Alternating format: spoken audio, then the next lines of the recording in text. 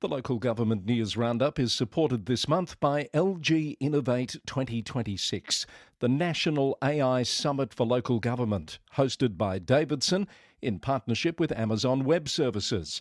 If artificial intelligence is on your council's agenda, this is the event to know about. LG Innovate returns to Melbourne Town Hall on the 2nd and 3rd of September, bringing together council CEOs, executive leaders and technology experts for 2 days dedicated entirely to AI in local government.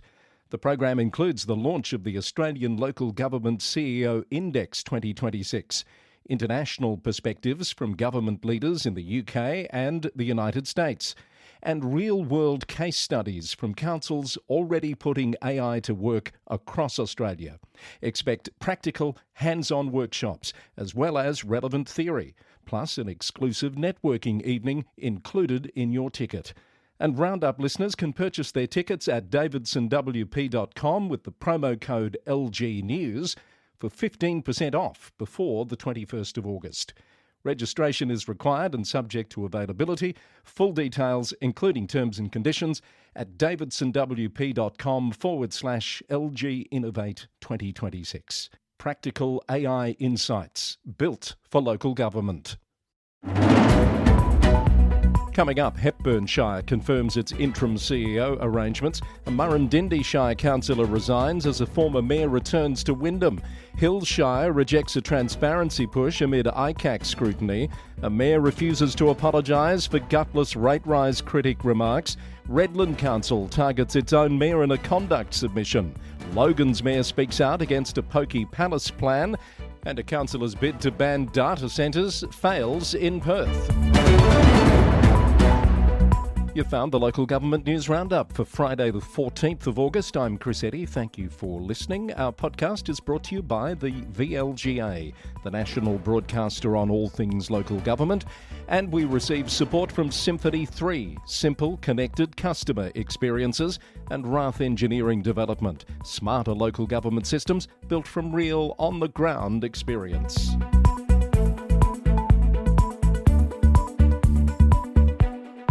Good to have you with us wherever you're listening across Australia or around the world. Heading today's edition, Hepburn Shire Council has formally appointed Janet Dorr as its interim CEO, effectively transitioning her from the acting CEO appointment made during the council's recent governance crisis. That appointment was limited due to legislative constraints, meaning the ongoing appointment was an urgent priority for the council once councillors were reinstated. The council says a process to recruit a permanent CEO will commence in the next few weeks. Meanwhile, more of the details leading to the withdrawal of charges against 5 Hepburn Shire councillors and the council's former CEO have been revealed. The Ballarat Courier reported that the Director of Public Prosecutions determined that the private prosecution charges brought by businessman David Penman had no reasonable prospect of conviction. A spokesperson told the paper that the volume of material provided by Mr Penman did not establish elements of any of the charged offences. Mr Penman reportedly wholly disagrees with the conclusion reached on the charges related to the council's budget adoption process. A state government spokesperson described the outcome as a win for democracy and the Hepburn community, confirming that plans to appoint an administrator to the council had been withdrawn. Murrindindi Shire Council has announced the resignation of Kinglake Ward Councillor Jodie Adams, effective on the 12th of August. Councillor Adams was elected in 2024 and held the Community Wellbeing portfolio. She had been on personal leave prior to her resignation. As Kinglake is a single councillor ward, the vacancy will be filled by a by-election run by the VEC, with details for that election pending. Meanwhile, former two-time Wyndham City Council Mayor Kim McElhiney is set to return as a councillor, securing more than 50% of first preference votes in the Heathdale ward by-election. The vote was triggered following the resignation of former councillor Jenny Barrera earlier this year. Ms McElhiney previously served 11 years on the council from 2005 to 2012 and again in the 4-year term from 2016. Hume City Council has unanimously called on the state government to introduce a moratorium on approvals for new and expanded data centres until a parliamentary inquiry is completed. The Star Weekly reports that the decision follows growing community concern over proposed developments like on the former Ford site in Campbellfield. Councillors expressed concern over the cumulative local impacts on Melbourne's northern and western suburbs, highlighting the need for translated community consultation and evidence-based planning frameworks. The council is requesting a joint state and local government task force to develop clear planning and environmental policies for future facility siting. Mornington Peninsula Shire councillors have voted unanimously to defer reinstating parking fines following a major administrative error. The Herald Sun reports that enforcement was paused after more than 1,500 tickets were issued at an incorrect default rate. Council deferred the decision to await an updated officer report, ensuring any future resolution is legally sound and financially understood. Meanwhile, the council has voted to seek state approval to significantly cut the number of properties covered by interim landslide planning controls. Under a planning scheme amendment, updated geotechnical mapping will reduce the scope of the erosion management overlay from 33,000 properties to approximately 6,000. The amendment will also streamline permit pathways for minor works while a comprehensive Shire-wide assessment is completed.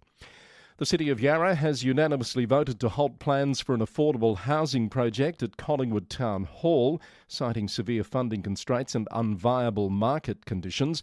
ABC News reported the proposed 8-storey development would have provided at least 50 discounted rental apartments for local workers, but Council confirmed it will not use ratepayer funds to bridge the gap without external state or federal support.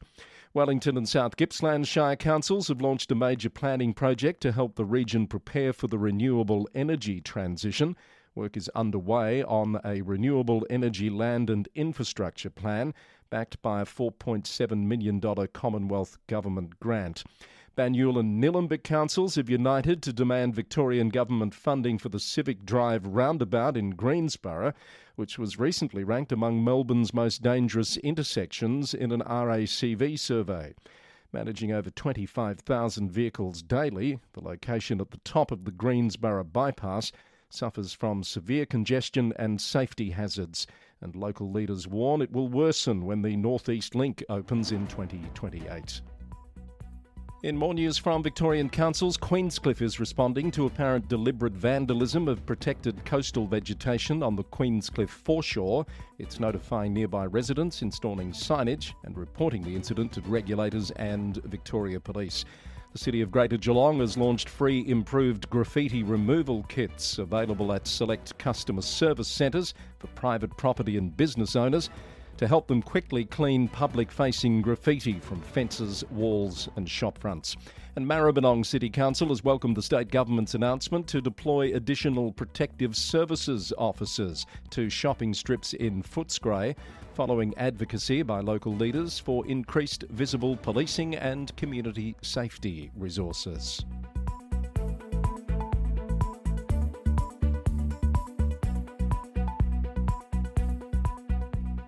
And let's stay in Melbourne's west for a moment. It has recorded the highest demand for homelessness services of any region in Australia. New analysis commissioned by Lead West shows over 15,000 people sought homelessness assistance in the region in 2024-25, with a homelessness rate 50% above the national average. Lead West Chair, Councillor Susan Yengi of Maribyrnong City Council, says councils are increasingly acting as frontline responders without funding or a formal mandate, and is urging the state government to invest in public housing, outreach services and improved local data. Just ahead of our New South Wales News Roundup, I want to give you a quick reminder about the VLGA's Mayoral Leadership Program. Bookings are being taken now for the program happening in December, preparing mayors and deputy mayors to meet Victoria's mandatory induction training requirements.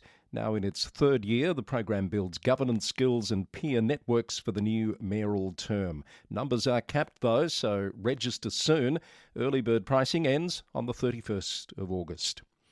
The Hills Shire Council in New South Wales has voted down a proposal to increase transparency around secret meetings with lobbyists and property developers. That's despite being at the centre of an ongoing independent Commission against Corruption inquiry. The Sydney Morning Herald reported that the motion put forward by Labor and Greens councillors called for an open diary policy and a mandatory lobbying register. However, the Liberal majority council rejected the plan 10 votes to 3, arguing the extra measures were impractical and would create unnecessary administrative burden. The Mayor of Albury, Kevin Mack, has refused to apologise to a complainant after calling critics of a proposed 42% rate rise gutless, according to a report in the Border Mail. Mayor Mack says the formal Code of Conduct complaint is a confidential matter under governance rules and should not have been made public. Meanwhile, the Albury Ratepayers Association has launched a petition aimed at lobbying the Independent Pricing and Regulatory Tribunal as community consultation on the special rate variation continues. Temora Shire councillor Anthony Irvine is weighing Supreme Court action after losing a tribunal bid to unseal a former general manager's payout details. The Daily Advertiser reported that the New South Wales Civil and Administrative Tribunal ruled that individual privacy rights outweighed public transparency considerations under government access laws. Councillor Irvine maintains the Mayor lacked the authority to approve the 25-month leave arrangement, while Council awaits 3 further tribunal decisions on related matters. The matter is unrelated to Councillor Irvine's 28-day suspension, which has been stayed pending an appeal ruling expected in November. Hawkesbury City Council has its new permanent general manager. Mayor Councillor Les Sheether announced this week that Will Barton has been appointed to the role, following an endorsement at an extraordinary meeting last week. Mr Barton has served as acting GM since April and was previously Director of Infrastructure Services. The appointment is effective immediately. Inner West Council has warned developer Parifa against scaling back the approved West Tigers Leagues Club within the $285 million Roselle Village project. Mayor Darcy Byrne says any attempt to reduce the 2,800 square metre floor space or replace the operator, West's Ashfield Leagues, would breach state planning approval conditions. The council is prepared to legally oppose any modifications to the agreement, maintaining that the long-promised community hub remains a mandatory requirement of the development. At Waverley Council, a book strongly critical of Israel has been removed from the shelves of Waverley Library pending a review after a survivor of the Bondi Beach massacre said its prominent display was deeply insensitive. In a Facebook post, the survivor said the title, How to Sell a Genocide, the Media's Complicity in the Destruction of Gaza, was placed face out on the library's new release Hot Items shelf in a community still living with the trauma of the 14th of December 2025 attack. The council says it outsources book purchasing and curation and that staff did not directly select the title. In a statement to J-Wire, a spokesperson said the book has now been removed while processes are reviewed, with the council considering closer oversight of book selection. New research reveals an alarming level of online abuse targeting women in public life across Australia. A survey by Women for Election found that 89% of women holding public office or running for election have experienced online abuse linked to their roles. 3/4 of respondents said the harassment has worsened over the past 2 years, with half admitting they've considered stepping down as a result.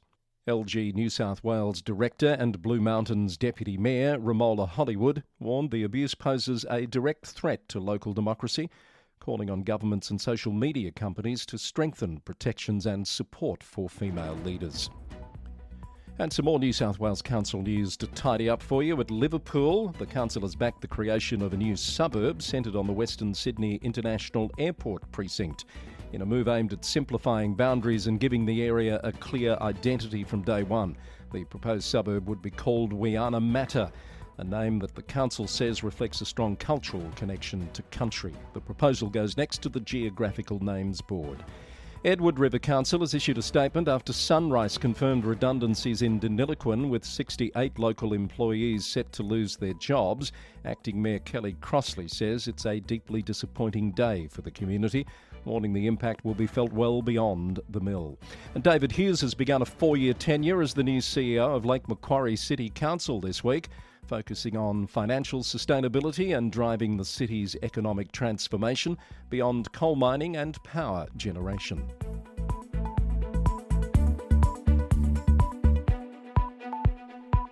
And the news rolls on this edition number 628 of the Local Government News Roundup. Queensland's Moreton Bay City Council has announced a new free camping site at Willie Park in Petrie to support locals experiencing homelessness. The site features toilet facilities, waste bins, CCTV and regular security patrols. Mayor Peter Flannery says while crisis accommodation remains a state government responsibility, the council is stepping in to offer a safe, voluntary alternative for those unable to stay in other public spaces. Redland City Council has taken aim at its own mayor in a submission to a Queensland parliamentary inquiry, recommending any councillor on extended leave should face a misconduct investigation, according to the Brisbane Times. Mayor Joss Mitchell has been on medical leave since May, and the council says she won't return until at least the end of October, with Deputy Mayor Julie Talty acting in the role. In its submission, the council argues the definition of misconduct should be broadened to cover serious breaches and non-performance, warning some councillors can avoid accountability by simply being absent. The inquiry is examining the state's councillor conduct framework and is due to report back to Parliament in November. Logan's mayor is criticising plans for the North Queensland Cowboys to build a new leagues club south of Brisbane, labelling it a pokie palace. According to the Brisbane Times, Mayor John Raven says the proposed venue at Holmview would include around 100 poker machines and could pull more than $13 million a year out of the Logan community, while returning what he calls an inadequate amount to local groups. The Cowboys' chief executive, Tim Follett, says the proposal is still in its early stages, but argues the club could provide jobs, community facilities and a place for the team's southeast Queensland supporters to gather. Proposed changes to the Cairns Regional Council's community grants policy would maintain up to $1 million in total annual discretionary funding, while introducing stricter oversight measures. Under the revised framework, Mayor Amy Eden and 9 councillors, who each receive $100,000 annually, must formally declare conflicts of interest and adhere to third-party procurement rules, according to reporting from the Cairns Post. The policy update also introduces an annual grant application deadline of March 31 and mandates acquittal reports for any funding grants that exceed $2,000. Mackay Regional Council is stepping up its crackdown on illegal dumping, launching a major clean-up and surveillance operation at Illawong Drive in the coming weeks, including the installation of night vision cameras. The council says heavy machinery will be brought in to remove large volumes of waste after responding to more than 560 reports over the past year. Mayor Greg Williamson has described the scale as alarming, and he's warned offenders face on-the-spot fines of up to $3,454, with penalties for corporations up to $12,952. And in other Queensland Council news, Gympie's Mayor Glenn Hartwig has welcomed the Queensland Government's record $66 million residential activation fund investment to upgrade Gympie's water treatment plant and infrastructure. He said without the vital funding, the council could not otherwise afford to support the region's growing community and economic future. And Ipswich City Council will continue hosting the South East Queensland Climate Resilient Alliance for a renewed 3-year term, expanding regional collaboration to build council capacity. The alliance also shares resources like a climate knowledge hub and works to strengthen climate resilience across South East Queensland. We go now to Tasmania, where Northern Midlands councillor Andrew McCulloch was due to face court on Tuesday over allegations he published confidential council documents on Facebook. However, the Mercury reported that the matter was adjourned until late November after the court heard he'd not been served, and the magistrate recused himself. The charge involves an alleged breach of Section 338A of the Local Government Act regarding confidential information. The City of Launceston says it's continuing to explore alternative workplace models, establishing a joint working group to assess the feasibility of a 4-day work week. As reported by the Mercury, Council's executive leadership remains committed to investigating the model, despite withdrawing an earlier enterprise agreement proposal following public backlash. The ongoing assessment comes as regional New South Wales municipality Murrindindi moves ahead with a 15-month trial of a compressed 4-day schedule aimed at improving productivity and lowering operational costs. And the City of Hobart has appointed global micro-mobility operator Lime to run the city's new shared e-bike service. Under an initial 12-month permit with an option to renew, Lime will roll out around 350 e-bikes across high-demand areas, including the waterfront, Salamanca and the CBD, with operations expected to begin in the coming weeks. Lord Mayor Anna Reynolds says the move is an exciting new chapter for shared transport. Let's head now to South Australia, and the City of Victor Harbor has appointed Chris White as its new Chief Executive Officer, following a special council meeting earlier this month. Mr White is currently CEO of the City of Prospect, a role he's held since 2021.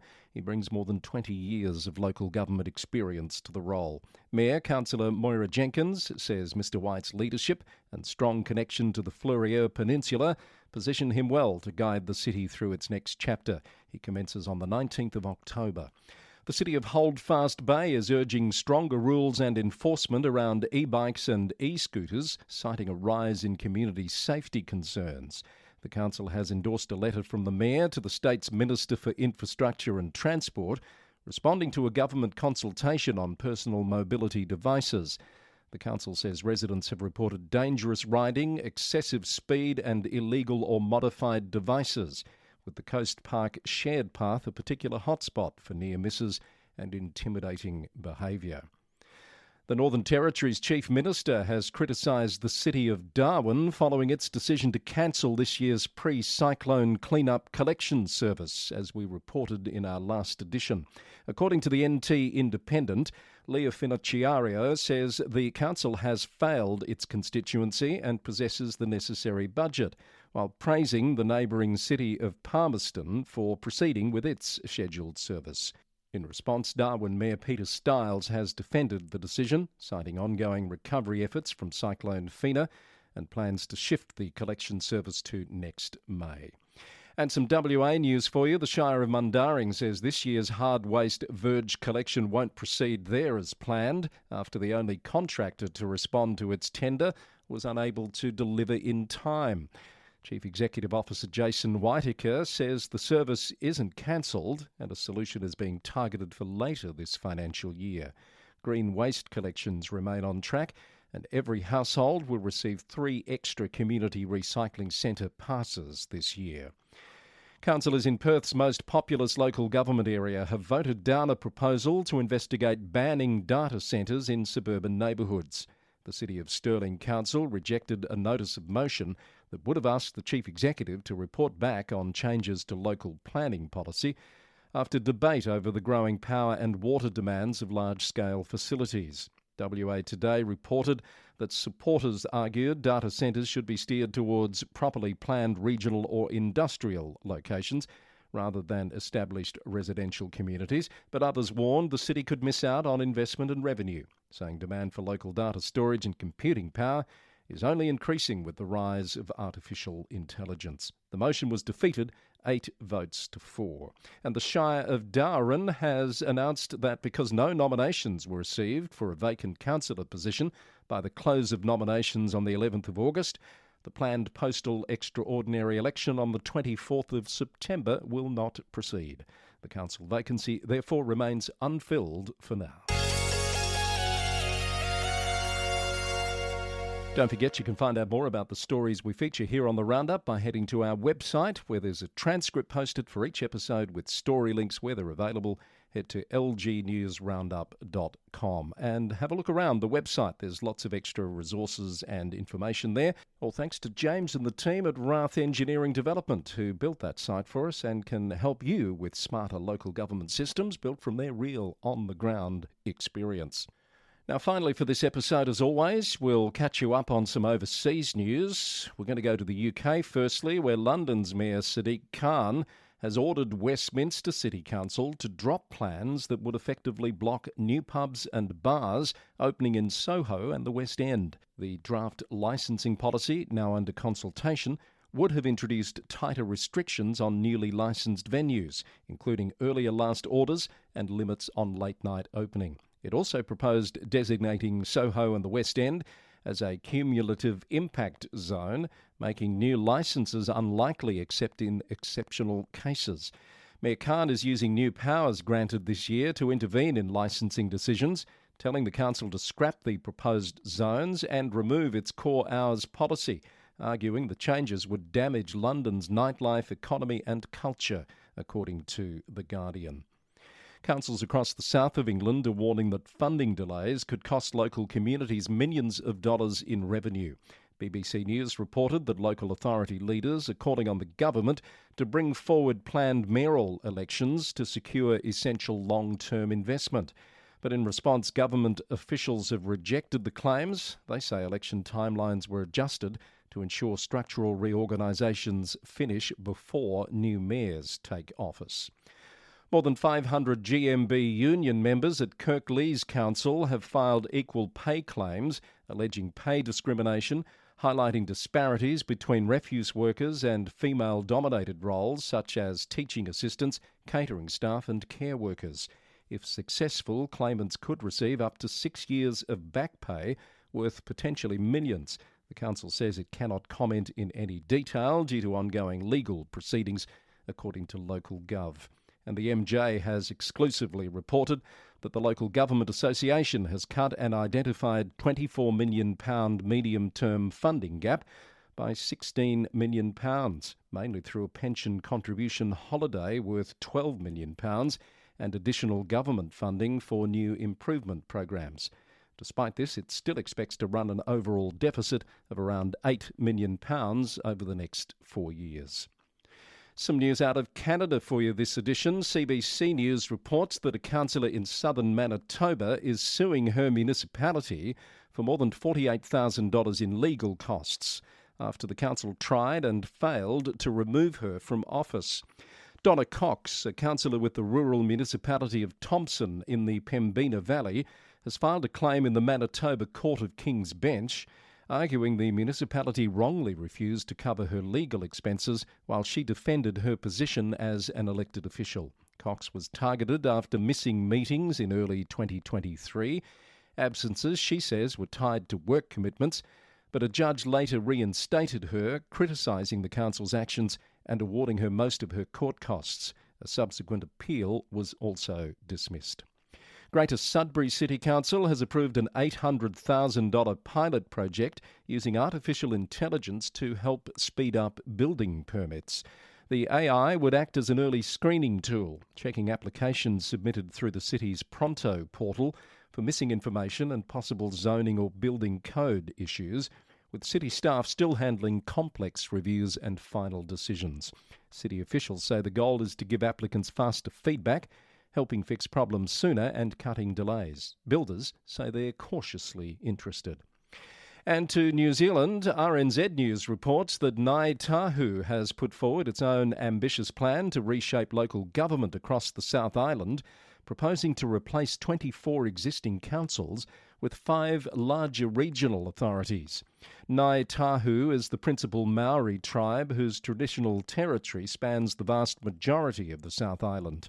Under the proposal lodged with the government, the 5 new councils would be organised around major river catchments, supported by locally elected boards and a shared services entity across the island. While the group wasn't invited to submit to the government's Head Start process, Ngāi Tahu says it's too important to sit on the sidelines of the conversation. And Marlborough Mayor Nadine Taylor has criticised 2 ACT Party councillors for filing a governance motion originally drafted for another local authority. The press reports that the notice proposed mandatory reporting requirements on financial impacts and policy options, despite the council already incorporating most of those practices. The motion was subsequently withdrawn after similar requirements were introduced in national legislation, currently progressing through Parliament. And that's another week of the Roundup in the can. This was edition number 628 for Friday the 14th of August 2026. Brought to you by the Victorian Local Governance Association, the national broadcaster on all things local government, Symphony 3, simple, connected customer experiences, and Rath Engineering Development, smarter local government systems built from real on-the-ground experience. We're also supported this month by LG Innovate 2026, the AI Summit, brought to you by Davidson and AWS Services. Find out more from the Davidson website, from the LG News Roundup website, or there's a link in your podcast player to get you a 15% early bird discount if you get in by the 21st of August. The Roundup records in Greater Geelong on the land of the Wadawurrung people of the Kulin Nation. We'll be back with more news on Monday. I hope you have a great weekend. Until next time, thanks for listening, and bye for now.